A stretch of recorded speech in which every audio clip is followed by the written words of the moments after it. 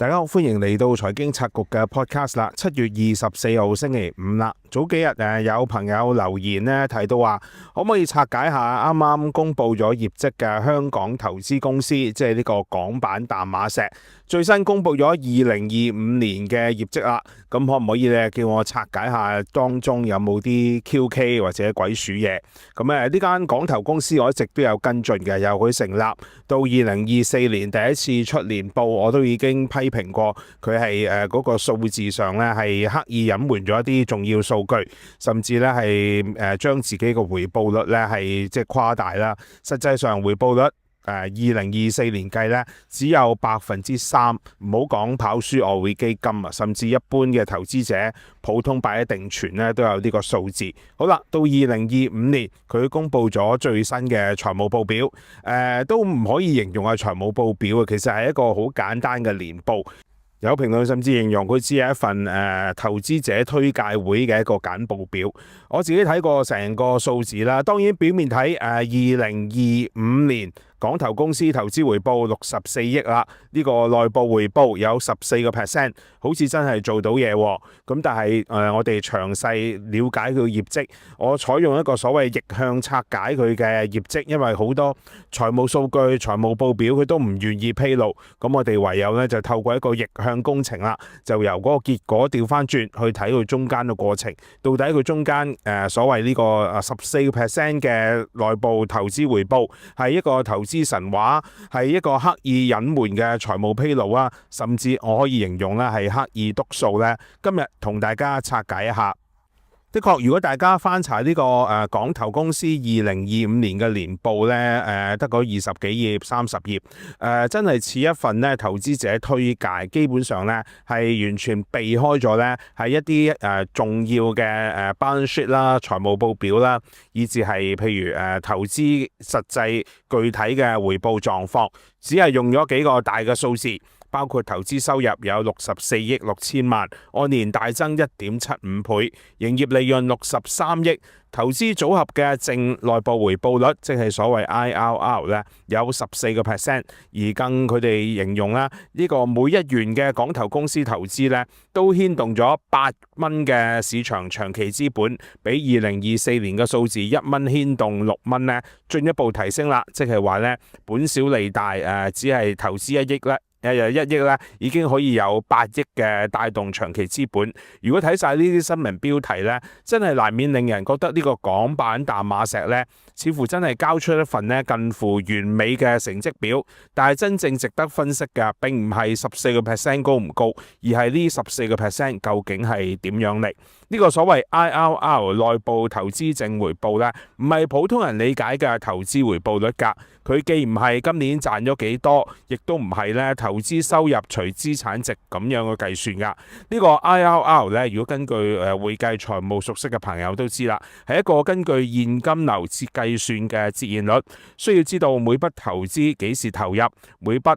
退出幾時發生，每次股息幾時收到，係咪計入未實現嘅收益。而根據呢個港版淡馬錫呢個年報咧，除咗公布咗一句淨投資組合內部回報率14%咧，頭先我講嘅幾項重要嘅指標咧，完全冇披露。到底呢個 IRR 起算日期幾時啦？現金流嘅資料係咪包括咗一啲未實現嘅估值？到底係套用咗邊一啲嘅估值方法？完全都冇披露。換言之，呢14% 嘅 IRR 咧，喺外界嚟講咧，係睇唔到成個計算嘅過程。而家港投公司管理緊近700億嘅資產，一個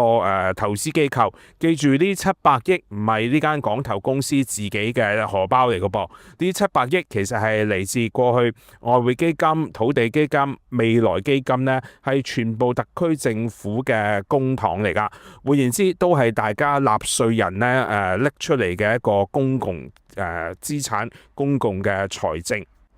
而家你只係披露一個近乎完美嘅投資回報、投資收入。表面好似做到嘢啦，但係入邊完全欠奉一啲財務披露，我哋自然係難以驗證。第二個疑問係，到底呢64億嘅投資收益究竟包括啲咩呢？根據年報披露啦，投資收入有64億6千萬，營運開支1億3900萬，因此呢個營業利潤就係63億2千萬。問題係呢投資收入4個字呢，其實可以包括好多嘢㗎。你做一個投資真係有投資收入可以計算在內，你投資間公司佢願意派息，亦都係你嘅投資收入。亦都包括譬如係好似2024年，基本上你都冇乜點投資噶啦，咁但係因為你個本大啊嘛，近600幾億、700億嘅資金擺喺銀行淨收息，講緊4厘、5厘嘅回報，可能都有幾十億。咁呢個婆仔嘅定期存款會唔會又係其中一個佢嘅投資收入呢？另外更重要嘅係一個公允價值嘅變化，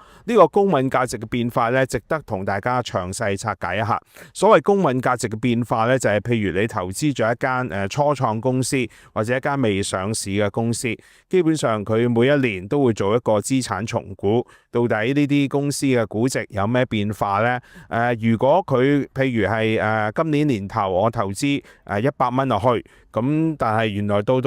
年底嘅時候佢重新估值，原來佢今年因為佢買咗 AI 投資好多大模型，係收到數以倍計嘅回報，由佢嘅你嘅100蚊投資變成咗帳面啦，去到500蚊啦。咁你到出年嘅會計年度呢，你就可以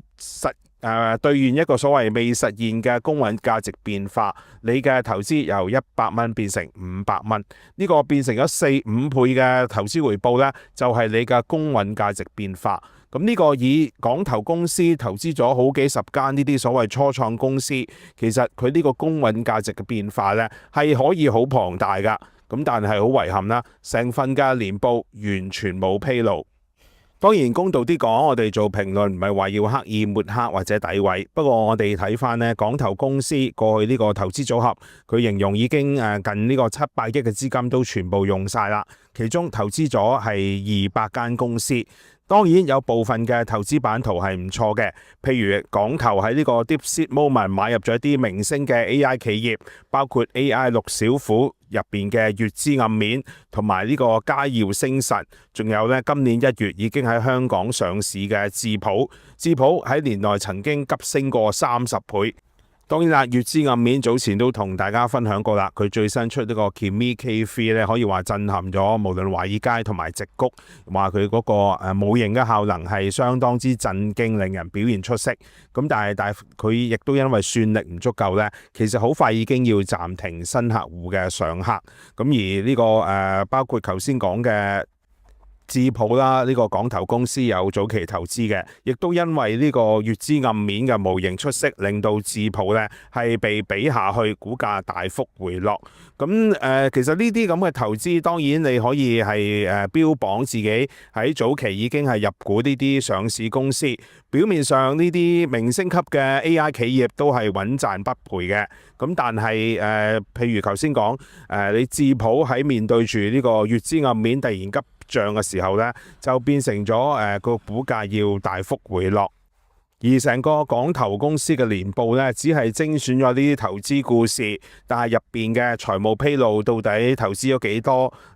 股權變化係點樣？估值嘅變化係點樣？公允值嘅變化係點樣呢？完全冇交代，唔代表港投呢真係穩賺不賠㗎。任何呢啲 AI 初創企業，亦都好可能會出現唔成功甚至失敗倒閉嘅個案。港投公司呢，唔可能係100%贏晒㗎。